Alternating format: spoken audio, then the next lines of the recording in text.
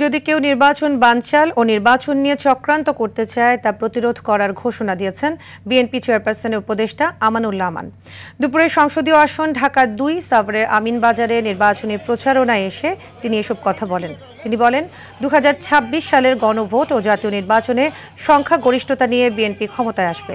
স্থানীয় নেতাকর্মীরা এ সময় উপস্থিত ছিলেন।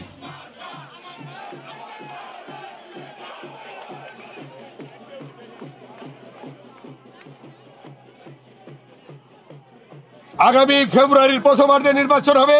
সেই নির্বাচনে আল্লাহর রহমতে জনগণের সমর্থন নিয়ে দেশটি বেগম খালেদা জিয়া এবং তারেক রহমান বাংলাদেশে ক্ষমতায় আসবেন ইনশাআল্লাহ। যদি কেউ চক্রান্ত করতে চায়, যদি কেউ নির্বাচন বানচাল করতে চায়, তাকে আপনারা প্রতিরোধ করবেন।